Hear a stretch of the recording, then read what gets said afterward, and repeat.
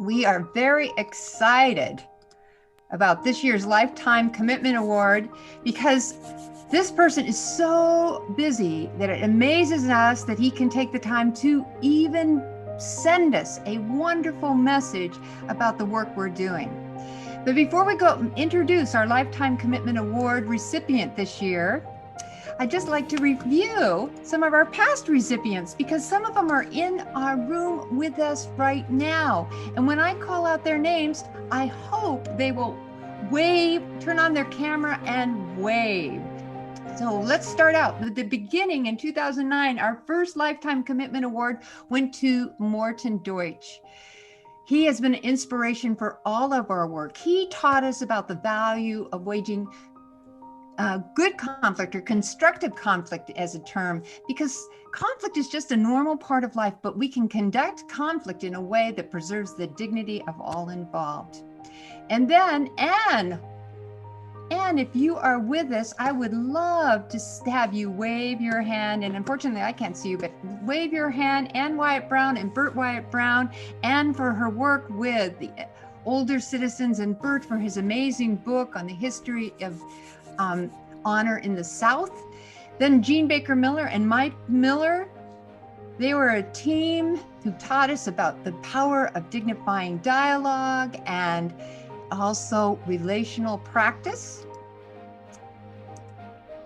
And then we have a wonderful group over the last years with Michael Perlin and Abu Bakr, who was an asylum seeker. Unfortunately, he passed away, but he is with us in spirit because so much of what we have learned in our community can be traced back to some of the learning that we got from him.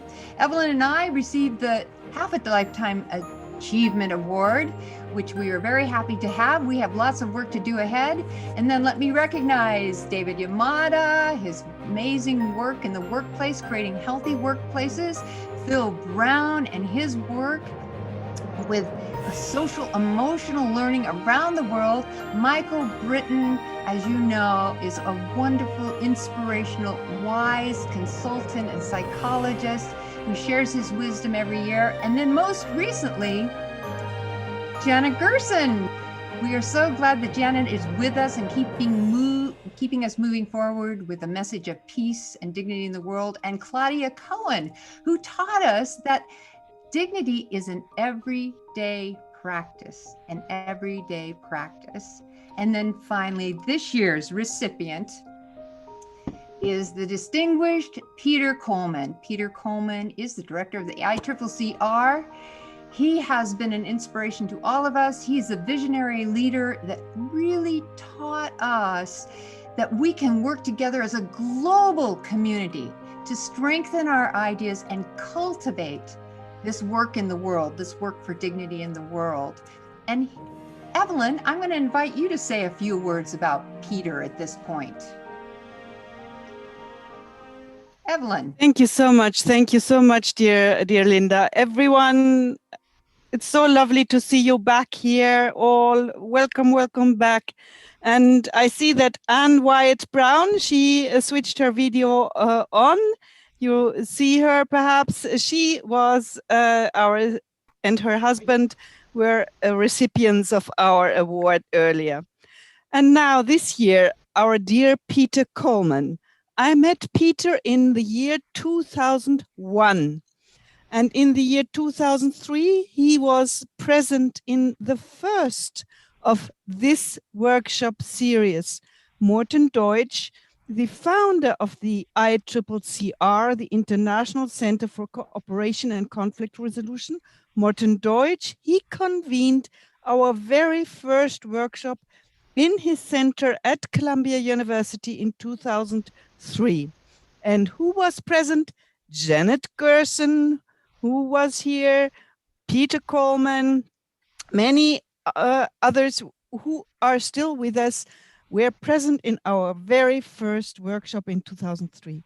So Peter Coleman, he is a prolific researcher and thinker and a very forward-thinking person and leader. And you will see he created a wonderful appreciation speech for us that Linda will share with us now. Good afternoon. I'm Peter Coleman, and it is really truly an honor to be awarded this Lifetime Commitment Award, the 2020 Human Dignity and Humiliation Studies Lifetime Commitment Award. I have been involved with this initiative for 15 or 20 years. I don't remember, but I remember that I first met Evelyn Lindner when I think we were teenagers, something like 20 years ago, when she visited the Morton Deutsch Center and Teachers College in Columbia and presented her research. And I believe it was her research on her dissertation on humiliation. And it was groundbreaking and astonishing. And I was immensely moved and impressed by what her clinical acumen and her ability to understand the large-scale macro implications of something like humiliation and the power of dignity for mitigating toxic emotions in this world and ultimately transforming violent conflict. And I've followed her career carefully and closely for years, have attended the conference myself. Evelyn has authored chapters in our handbook and, as you know, is a very prolific writer. And so her work as a scholar and practitioner is extraordinary, but I've always been even more impressed with Evelyn's capacity with her partners to build this worldwide ecosystem on dignity. It really strikes me that in almost every corner of the world, there are participants who are equally as committed to, mitigating humiliation, mitigating violent conflict through the promotion of dignity. And if you've had the pleasure to spend time with Evelyn, which I do approximately once a year, she'll visit Columbia, we'll have an opportunity to connect. She usually comes bearing many gifts, but also profound insights that come from her, how she lives her life, from her experiences in the various conferences that she's held from around the world, from her relationships with the people that she works with and for.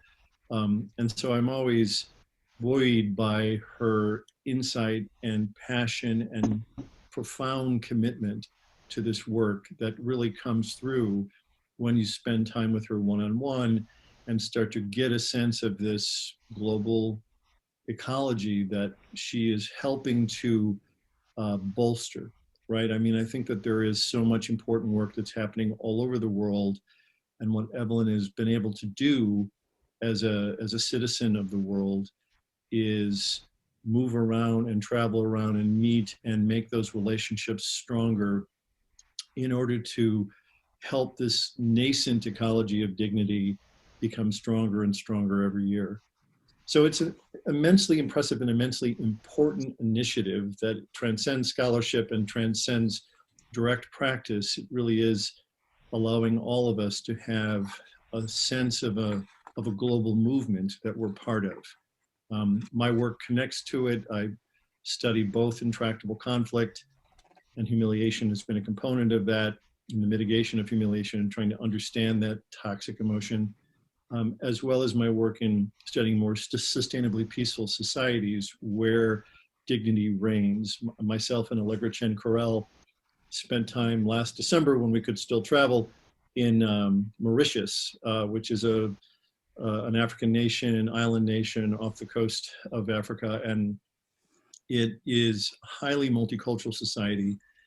But one of the things that was really pervasive in our experience of relations in that society, particularly religious interethnic relations, is the profound sense of respect and dignity and tolerance and appreciation for one another. The nation has a troubled history, has a highly multicultural population, and yet is one of the most peaceful nations in the world. And largely that is due to an ethos, to a sense of taboos and norms about how to communicate with others, what kinds of conversations are appropriate to have, what the media covers, what it doesn't cover. It's really a system that's built around dignity and respect. So that's just one example of how some of our work connects to this ongoing mission of the humiliation studies and human dignity movement that Linda and Evelyn have been shepherding now for decades. So all of this is just to say I feel grateful and appreciate, I wish we could be together physically, but I do appreciate this honor and this recognition. I don't know how deserved it is, but I have to say I genuinely appreciate it. And I want to thank you all. I hope it's a tremendous conference. I'm eager to hear all about it, and hopefully see you in person soon, perhaps next year. All right, be well, everyone. Peace.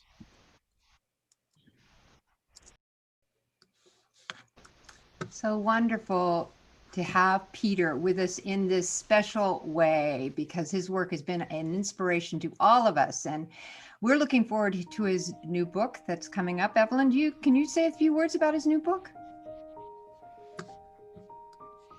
Peter is always working on conflict resolution, and he has developed a very comprehensive theory on conceptualizing not just static situations, but how they change and how they change over time. So he has developed a very, very interesting theory and theoretical approach that I also use as a foundation in my work. So I really recommend his work very much. So we're happy and delighted to present him with this award. And I'll give you a hint of what the award looks like, just holding it up like this. And if he was here, we would say, thank you so much, Peter, for being such an inspiration to our work in the world. We are honored to be in partnership with the ICCCR, and we will carry the message of ICCCR throughout the world in the work that we do every day. So congratulations, Peter. And we're going to do our best right now to have everybody turn on their camera so we can take a group shot with Peter in the room. You'll see his picture. So everyone, please turn on your camera. 1, 2, 3, Peter!